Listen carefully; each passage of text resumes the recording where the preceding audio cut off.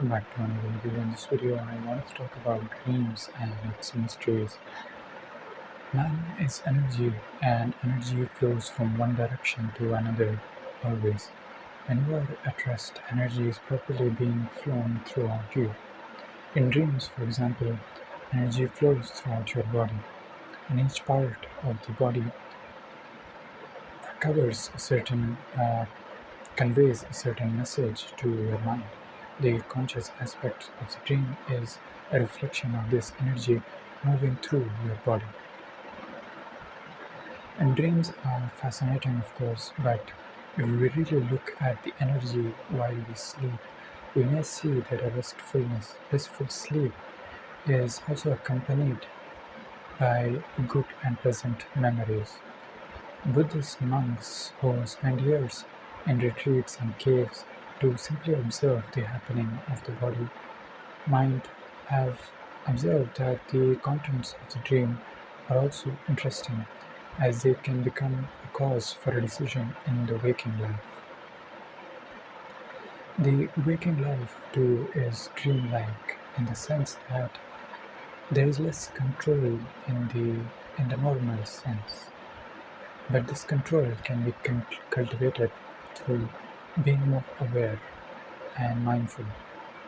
And this effort of being mindful is very much different from the normal effort that we utilize to do something. Because naturally, we only do things that stimulate the mind and body. We get tired. But mindfulness and awareness, which is a bit different from concentration, helps you enhance your basic clarity of life. As you are perceiving it right now, you are perceiving something that you are reading, with certain fluctuations in your mind and stimulating you both intellectually and up to a level energetically also. Since you're hearing this stimulation that we so often desire is the root of all movement of energy. We want to either receive energy or give energy, transform it into something else. But this happens for most of us very unconsciously, in the sense that each system, chakra, which requires energy, simply takes it without our attention, and we fall trapped for it all the time. If we look the lower instincts, for example, we see that hunger and sexual instincts grab us with such a force that we cannot help but fall for it and do the action, and our whole societies revolve around such an overcoming energy form, and we simply keep moving towards either food, money, or sexual entertainment. Our movies are also designed in the same way. Each movie leads us into the shoes of the protagonist, who indulges in kind of actions which stimulate our own senses in a very indirect manner, but we are in the shoes of the protagonist. And of course, each movie leaves a karmic trace upon your mind, and maybe triggers a karmic trace from the back of your mind, leading you to confusion and misery. Eventually, dreams work in a similar manner, but the process is reversed, in the sense that stimulation takes place directly through your inner energy, and the mind simply reflects a scenario which you might have already experienced earlier, a small movement of thought that you might have experienced. But dreams can be a fascinating reflection of the state of your mind and the karmic traces that have triggered your mind. In response, the triggers you might make decisions throughout the day because of these triggers. A layer of subconsciously working background may veil your waking life, which slowly subsides. It persists throughout the day. Hence, it is the aim of many meditation practitioners to get control over their dream.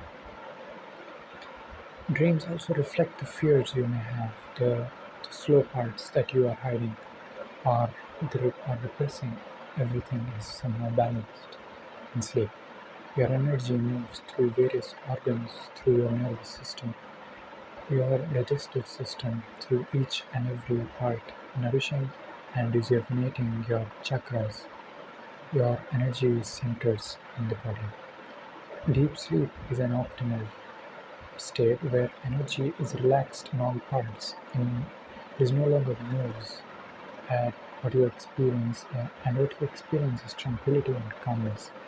And when you wake, your freshness lingers and lightness somehow creates your day more meditative. But most often we think that these dreams aren't in our control.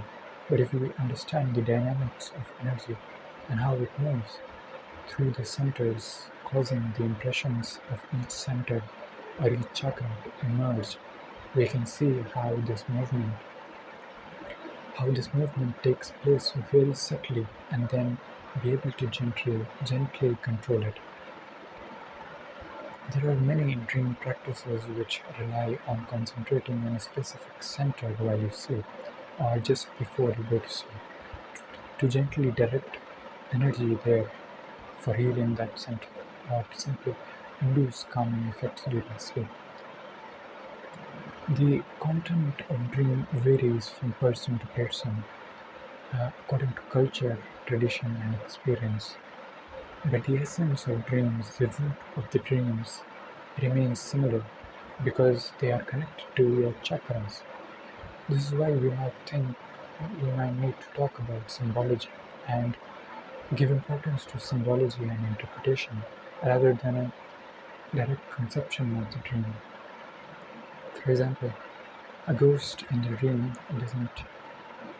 doesn't play that ghost. It doesn't mean that the ghost exists. It may imply a deep fear of the ghosts because your energy is stuck in the heart region where this emotion manifests. And so we find that each and every center responds in dream. In deep sleep, we can say that everything is tranquil but healing. It is a process that occurs in sleep with dreams. You can, with slow practices, you can try to change your dreams. There are lucid dreams. There are three important things one must be able to observe in oneself in order to properly control themselves in dreams. The first thing is where their energy is being diverted, being aware of the movement of consciousness and energy throughout waking life. Uh, it can greatly aid you into looking deeply in dream life too. Throughout waking life, you must be able to consciously see where this impression is going, where this energy is moving. It is difficult, but if I guide you conceptually, but if you help yourself by moving your energy,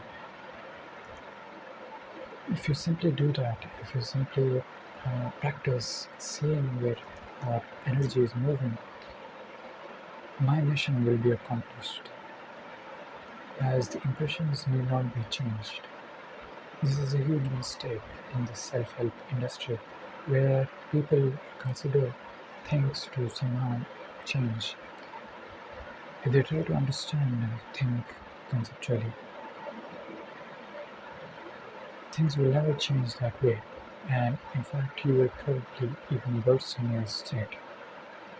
But if you think energetically and through this system of chakras and the nadis or the nerves that go through your body and conscious direction of energy through practicalization, your you can do the inner work, then you will be able to act by activating those dormant parts of yourself and healing them. When first waking life comes in your control, then you start to think actively. Using tools like writing and active imagination, you can consciously think in your meditation sessions. Then you will be able to control dreams too. And further, you can dream lucidly and change aspects of the dream. You will have to be more and more aware and reside in your true nature. Residing in your true nature should be very natural to you before you can proceed further. Visualization can help guide your energy and consciousness, and people use different symbols to visualize different chakras. You need not be confused by the different symbologies that different cultures have. Instead, create your own symbol and adopt any symbol which attracts you and stick with. Eventually, once the symbol has been internalized, you will not need the symbol. You will feel the center energetically, as simply as you feel the back of your hand. Initially, these centers are dormant in the sense that you are not aware of them, and work is needed on a basis, but eventually you start becoming more conscious of these centers. They will activate in the sense that you will be able to grasp them intuitively. You will also see that a lot of your other aspects in your life are changing, from your career choices to the place you live.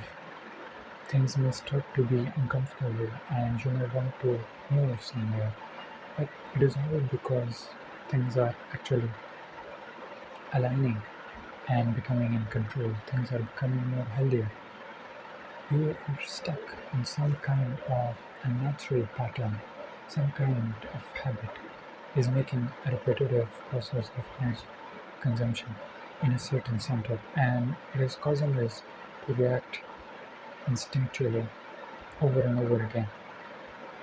Instinct comes from the lower systems, and the more instinctual a man becomes, the more he tends to be less intellectual and out of awareness. Intuition, on the other hand, comes from a deeper, more refined awareness. Intuition can come in dreams. Intuition can come with awareness. Intuition can also come from looking at the causes and the effects of dreams, our mental movement, or patterns. Therefore, a wise man is very intuitive. He or she can predict events in life by looking at the causal cycles. Dreams too can be predicted intuitively, and out of dreams, waking life too can be predicted intuitively. At least the major decisions of life. This of course requires a careful examination of your own mind for years and decades to perfect. Careful examination of each and every dream, each and every day, and the reactions and the actions which require awareness and mindfulness throughout the day. However, intuitive growth, on the other hand, is something different altogether. In general parlance, we call it wisdom, and we like hearing deep, wise words. These wise words come from an intuitive growth of continually looking at the cause and effect cycles.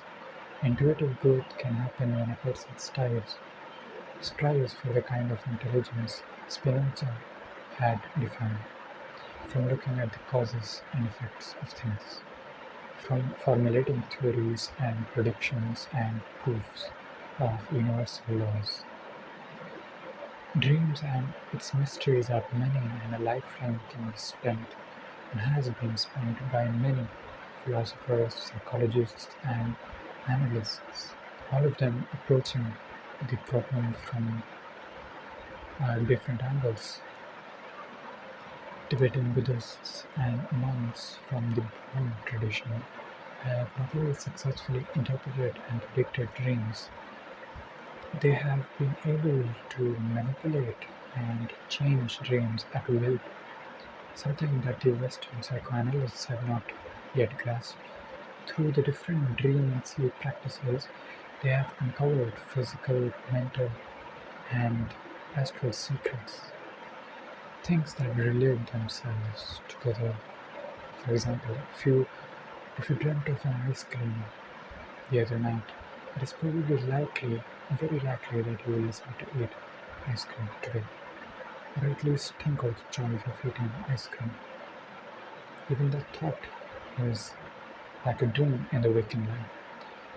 A book that I highly recommend is The Tibetan Yogas of Dreams and Sleep, written by Tenzing Wangyal Rinpoche, which describes in detail the whole mechanics of dreams and how we can go about different kinds of experiences in the dream while they are stored well. So thank you for watching this video.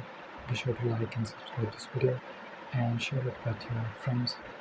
And also follow for more videos on dreams and its mysteries.